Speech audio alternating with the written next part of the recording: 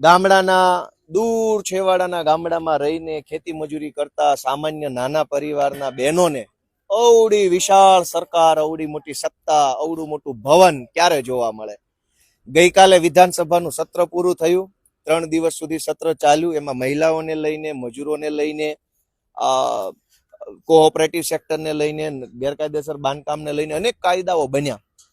તો બહેનો આજે અમારા આવ્યા છે અહીંયા. ગઈકાલે સત્ર પૂરું થયું. આજે અમારા બધા વિસાવદરના તમામ ગામના બહેનો આવ્યા છે. એમણે વિધાનસભાનું ભવન જોયું, એમણે આ બધા સચિવાલયના મકાનો જોયા. અહીંયા મુખ્યમંત્રી શ્રી બેઠે છે, એમનું અહીંયા જે કાર્યાલય છે એ જોયું. એમણે બધું સમજવાની કોશિશ કરી કે વિધાનસભા શું છે, સચિવાલય શું છે, કાયદા કેવી રીતે બને, કાયદો પસાર કેવી રીતે થાય, કાયદામાં સુધારો કેવી રીતે આવે, અધ્યક્ષ કેવી રીતે કામ કરે, ધારાસભ્યો કેવી રીતે બોલવાનું, ક્યાં પ્રશ્ન કરવાનો, કયો મંત્રી, બધી બાબતોની જાણકારી મેળવવાની કોશિશ અમારી બહેનોએ કરી. વિધાનસભા ભવનના પોડિયમમાં કયા કયા મહાપુરુષોના ફોટા લાગ્યા છે, એ મહાપુરુષો કોણ છે એની માહિતી મેળવી. તમે જેને મત આપો ને એ માણસ ધારાસભ્ય બને, એ ક્યાં પહોંચે છે એ અહીં આવીને રૂબરૂ નજરે જોયું. નહીતર ઘણી વાર એવું થાય બેન, અહીંથી બટન દાબીએ, મત ને માણા ક્યાં વયો જાય છે જ ખબર રહેતી નથી.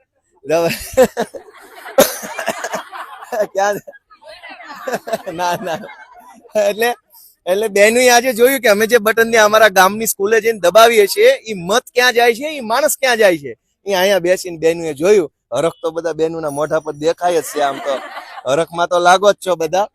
તો આજે બેનું અમારા આવ્યા, એને વિધાનસભા જોઈ. જીવનમાં પહેલી વાર, ઘણા તો પહેલી વાર જોયું છે ને. આમ તો આમાં હું પહેલી વાર છું. તમે મને મત આપ્યો તો મારો વારો આવી ગયો.